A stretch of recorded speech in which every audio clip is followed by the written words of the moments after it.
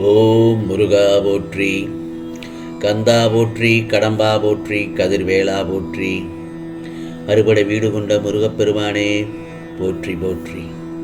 என் செல்ல குழந்தையே, இன்னும் 60 நிமிடத்திற்குள் இதை நீ கேட்டிருந்தால் உனக்கான மிகப்பெரிய அதிர்ஷ்டம் உன்னை தேடி வரும்.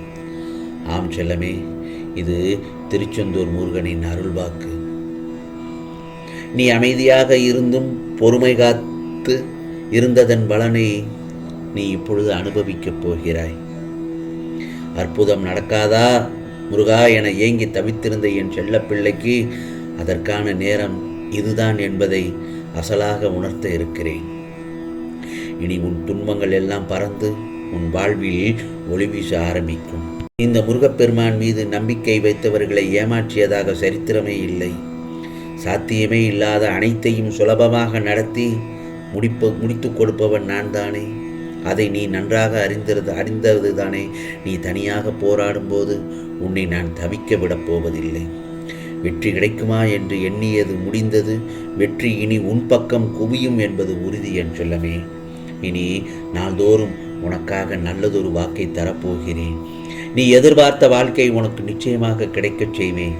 இது முருகப்பெருமானின் சத்திய வாக்கு. பொறுமையோடும் நம்பிக்கையோடும் இரு. என் வாக்கு என்றும் பொய்த்ததில்லை. நீ எனது பொக்கிஷம். உன் துயர் களையவே உனக்கான மிகப்பெரிய உதவியை இதோ 60 நிமிடத்திற்குள் உனக்கு செய்ய இருக்கிறேன். இனி வரும் நாட்கள் எல்லாம் உனக்கான நாட்களாக, மகிழ்ச்சி தரும் நாட்களாக அமையப் போகிறது. எப்போதும் நீ மகிழ்ச்சியோடு தான் இருக்கப் போகிறாய். அன்பு நிறைந்து, அறிவு நிறைந்து, பண்பு நிறைந்து வாழப்போகிறாய். தன்னம்பிக்கை உள்ள உன்னிடத்தில் எல்லா நன்மைகளும் பெருமைகளும் சேர்க்கும் நல்லதொரு விஷயங்கள் எல்லாமே உன் வீட்டில் ஒவ்வொன்றாக நடக்க துவங்கப் போகிறது. முருகா, எல்லாம் போய்விட்டது, இனி ஒன்றுமே இல்லை என்று கூறுவதையெல்லாம் விட்டுவிடு. யாராலும் பறித்து கொண்டு செல்ல முடியாத உயர்ந்த செல்வமான உள்ளம் உன்கிட்டத்தான் இருக்கிறதல்லவா? இதோ நடக்கப் போற உண்மையான விஷயங்களைத்தான் உனக்கு அருள்வாக்காக இத்தனை நாள் சொல்லிக் கொண்டிருந்தேன். என் வார்த்தைகளை வெறும் பேச்சாக மட்டும் எடுத்துக்கொண்டு என்னை நினைத்தால் வெறும் வார்த்தையோடு முடிந்து போய்விடும். உன் கஷ்டத்தையும் கண்ணீரையும் முடிவுக்கு கொண்டு வரப்போகிறேன். உன் கஷ்டங்களை எல்லாம் தீர்க்கப் போகும் நாள்தான் இது. அனைத்தும் சரியாகி உன் வீட்டில் நல்லதொரு மங்களகரமான நிகழ்வு நடக்கப் போகிறது. மங்கள சத்தம் கேட்கப் போகிறது. இதோ என் வாழ்வில் ஏதாவது மாற்றம் வந்துவிடாதா முருகா என்று கேட்டாய் அல்லவா? இதோ நிச்சயமாக நல்லதொரு அற்புதத்தை செய்திட உன் வீட்டு வாசலில் தான் நான் நிற்கிறேன். உன் ஏக்கங்கள் எல்லாவற்றையும் தீர்த்து மகிழ்ச்சியான வாழ்க்கையை கொடுக்கத்தான் இப்போது இதோ வந்துவிட்டேன். யாமிருக்க பயமேன், வேலுண்டு வினையில்லை முருகா என்று என்னை நம்பியோரை நான் கைவிட்டதும் இல்லை. என்னை தஞ்சமடைந்த உன்னை எப்போதும் நெருக்கதியாக இருக்கவிட மாட்டேன். அதை நிச்சயமாக உறுதியாக நம்ப வேண்டும். உன் நம்பிக்கை என்று மீன் போகாது. நீ எடுக்கும் முடிவுகளை நிதானத்தோடும் நம்பிக்கையோடும் பிறருக்கு தீங்கு இழைக்காத வண்ணம் எடுக்க வேண்டும். தேவைகள் எப்போதும் மாறிக்கொண்டேதான் இருக்கும். முதலில் அந்த நிலையை சமநிலைப்படுத்திக்கோ. அப்போதுதான் எதிர்பாராமல் வரும் தாமதங்களையும் தடைகளையும் உன்னால் இலகுவாக எதிர்கொள்ள முடியும். கஷ்ட நஷ்டங்கள் வாழ்வில் ஒரு பகுதிதான். இதை தீர்க்கமாக நம்பு. அதுவே வாழ்க்கை கிடையாது. நீ அடையும் லட்சியத்தை பெறும் வரை அதற்கான முயற்சிகளில் சுணக்கம் காட்ட வேண்டாம். அப்போதுதான் உன்னால் சுடர்விட்டு பிரகாசிக்க முடியும். ஆம் செல்லமே, உன் வீட்டில் நல்லது நடக்கப் போகிறது. இன்னும் ஒரு மணி நேரத்திற்குள் நல்லதொரு செய்தியை நீ கேட்பாய். ஆம் செல்லமே, உலகில் உள்ள அனைவருக்கும் கஷ்டங்கள் வருவது இயற்கைதானே. யாருக்குத்தான் கஷ்டம் இல்லை? அதிலிருந்து தப்பிக்க தெரிந்தவர்கள் தூய்மையான பக்தி மூலம் விதியை மாற்றிக்கொண்டு வாழ்க்கையில் உயர்ந்து வருகிறார்கள். அதே சமயத்தில் தப்பிக்க தெரியாதவர்கள் விதிவசத்தால் சிக்கிக்கொண்டு தோற்று போகிறார்கள். இனி நீதான் முடிவு செய்ய வேண்டும். இறைவனிடம் சென்று தப்பித்துக் கொள்கிறாயா அல்லது விதியின் வசம்படி சென்று மாட்டிக்கொள்ளப் போகிறாயா என்று உன் மனதில் நீயே தேவையற்ற எண்ணங்கள் வந்தால் அதை மூட்டை கட்டி தூக்கி எறிந்துவிடு. அப்படி இருக்கும் பட்சத்தில் தான் உன்னுடைய லட்சியத்தை பற்றி உன்னால் சிந்திக்க முடியும். நான் உன்னுடன் கைபிடித்து நடப்பதும் அடுத்து என்ன செய்ய வேண்டும் என்று உன் ஆழ் மனதில் அறிவுறுத்தி கொண்டு இருப்பதையும் நீ உணர்ந்துகிறாயா? இந்த வித்தியாசத்தை உணர்கிறாய் என்றால் இப்போதே உனக்கு நல்ல நேரம் ஆரம்பித்து விட்டது என்று தான் சொல்ல வேண்டும். என்னை நம்பி வருபவர்கள் யாரும் மனக்குறையுடன் திரும்பிச் சொல்வதில்லை.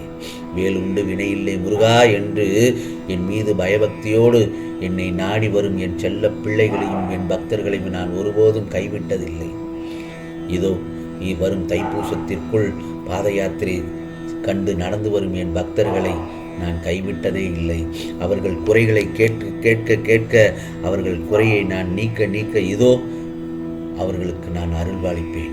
நிச்சயமாக என் பக்தர்களை நான் ஒருபோதும் குறையுடன் திருப்பி அனுப்பியதில்லை. அவர்களுக்கு என்னை சந்திக்க வேண்டும் என்று முடிவெடுத்து விட்டு அவர்கள் வெகு தூரம் நடந்து வந்து கொண்டிருக்கிறார்கள். முருகனுக்கு அரோகரா, கந்தனுக்கு அரோகரா என்று. அவர்கள் வரும் வழியில் அவர்களை பாதுகாப்பேன். அவர்கள் நடந்து வரும் பாத யாத்திரைக்கு நான் பாதுகாவலனாயிருந்து அவர்களுக்கு மனதில் நம்பிக்கை ஊட்டும் தெம்பினையும் கொடுப்பேன். ஆம் செல்லமே, என்னை சந்திக்க வேண்டும் என்று முடிவு கொடுத்து விட்டால் எந்த ரூபத்திலும் உனக்கு நான் காட்சி தருவேன். அது சிறுவனாகவோ நண்பராகவோ முதியவராகவோ வந்து நிச்சயமாக உன்னை சந்திப்பேன். எங்கே முழுமையான நம்பிக்கை இருக்கிறதோ அங்கே நான் நிச்சயமாக பிரசன்னமாகிறேன். என் செல்லமே, என் அன்பும் அரவணைப்பும் ஆசீர்வாதங்களும் பெற்று நல்ல ஆரோக்கியத்துடன் நீண்ட நாள் நிறைவாக வாழப்போகிறாய்.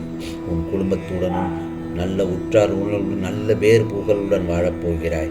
மேலும் மேலும் வளர்ச்சி அடைந்து வாழ்வில் வெற்றி பெறப்போகிறாய். கவலைப்படாதே, இந்த முருகப்பெருமான் நான் இருக்கிறேன்.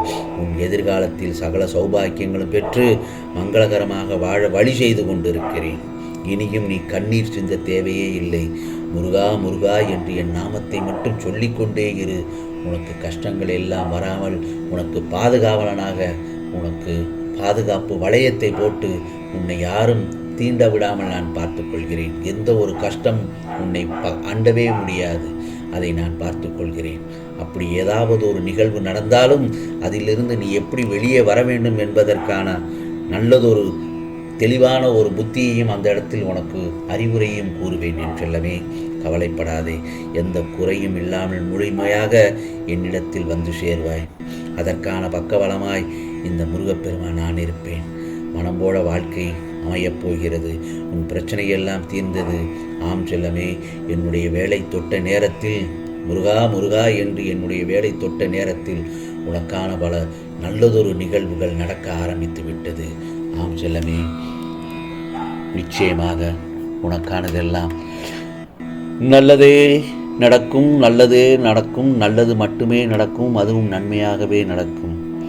ஓம் முருகா சரணம். ஓம் முருகா சரணம். ஓம் முருகா சரணம்.